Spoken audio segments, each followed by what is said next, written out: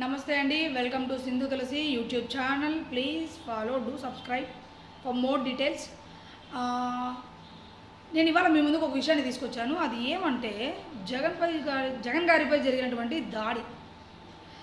ఆ దాడి ఒక చిన్న అంత గులకరాయితో జరిగింది.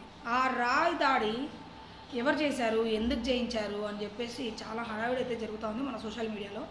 బట్ నేనైతే జనానికి ఒక్కటే చెప్పదలుచుకున్నాను, ఒక చిన్న గులకరాయితో కొడితే, దూరం నుంచి కొడితే అంత జనాభాలో కరెక్ట్గా జగన్ గారికి ఎలా టచ్ అయ్యింది, అదొక పాయింట్. ఒక గులకరాయితో కొడితే మనిషి చనిపోతాడా, దీనికి నాకు సమాధానం కావాలి. ఇంకోటి, ఒక గులకరాయి కొడితే ఒకరికే తగులుతుంది, తగిలి అక్కడ కింద పడిపోతుంది. కానీ ఇక్కడ ఇది ఒక చోద్యం అనే చెప్పాలి. ఎందుకంటే గులకరాయి జగన్ గారికి తగిలి ఆయన ప్రాణాల మీదకి తీసుకొచ్చి నెక్స్ట్ మళ్ళీ వాళ్ళ వైసీపీ పార్టీ ఆయన నాయకుడి పేరు ఏది కరెక్ట్గా తెలియలేదు, వాళ్ళకి కూడా ఈయనకి తగిలి మళ్ళీ ఆయన కన్ను డ్యామేజ్ అయింది. ఆయన కన్ను ఏమన్నా పోయిందా? ఆ ఒక చిన్న రాయి ఇంత పని చేసిందా? ఇంత ఉంటుంది ఆ రాయి, ఎగ్జాక్ట్లీ ఇంతే ఉంటుంది. ఇది నేను ఎందుకు చెప్తున్నానంటే, ముందు మన జనాలు ఎలక్షన్ కంటే ఇచ్చే 2 రోజుల ముందు ఇచ్చే మందు కోసమో డబ్బు కోసమో ప్లీజ్ దయచేసి ఓటు వేయకండి. బాగా కరెక్ట్గా ఆలోచించండి. ముసలి వాళ్ళకు కూడా ఉంది తెలివి. 90 ఏళ్ళ బామ్మ, 95 ఏళ్ళ బామ్మ ఒక ఆవిడ జగన్ గారి పాలన గురించి క్లియర్గా చెప్తోంది. ఒక అమ్మఒడి వేస్తేనో ఇంకొకటో కేవలం వాటిని చూసి ఓటు వేయకండి. అభివృద్ధి చూడండి. మీ ఇంటికి సంవత్సరానికి వచ్చే 10-15 వేల గురించి మాత్రమే మీరు ఆలోచించుకుంటున్నారు. కానీ సమాజంలో మన ఆంధ్ర రాష్ట్రంలో జరిగేటువంటి అభివృద్ధి ఒకసారి ఆలోచించండి. నీ కొడుకు చదువుకున్నాడు, ఎంత చదువుకున్నాడు? ఎంబీఏలు, ఎంసీఏలు, బీటెక్లు, ఎంటెక్లు చేసి ఎక్కడ ఏం చేస్తున్నాడు? పొలం పని చేస్తున్నాడు. ఎందుకు?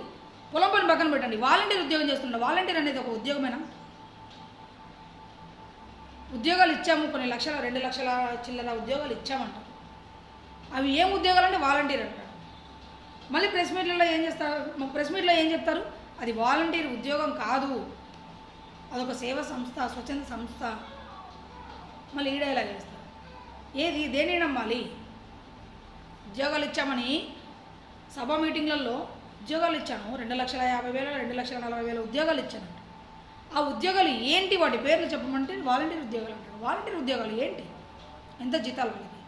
స్టార్టింగ్లో 5,000 ఇచ్చారు, ఎండింగ్ మూమెంట్లో 750 రూపాయలు పెంచారు. 5,750 రూపాయలు ఎవరికి సరిపోతుంది? సామాన్యమైన ప్రజలలో సామాన్యమైన వ్యక్తికి ఎవరికి 5,700 రూపాయలు ఎవరికి సరిపోదు. ఆ 5,700 రూపాయలు ఇచ్చి నేనేదో కొన్ని కోట్లు ఇచ్చేసాను అన్న చంకలు గుద్దుకుంటే అది కాదు. జనాలు ఏదో ఒకసారి బాగా ఆలోచించాలి. మొన్నటి వరకు ఉండి ఇప్పుడు మాత్రమే వాలంటీర్లు అందరూ ఒక్కసారిగా కొన్ని వందల మంది ఎందుకు రాజీనామా చేశారు? అదొక స్వచ్ఛంద సేవా సంస్థ అని చెప్పారు కదా, దానిలో రాజీనామా చేయాల్సిన అవసరం ఏముంది? ఒకసారి ఆలోచించాలి. ప్రజలు ఆలోచిస్తేనే మనకు మంచి నాయకుడు వస్తాడు. చదువుకున్న వాళ్ళు ఉన్నారు, చదువుకోలేని వాళ్ళు ఉన్నారు, తెలివిమంతులు ఉన్నారు, తెలివి లేని వాళ్ళు ఉన్నారు. అందరూ ఆలోచించాలి.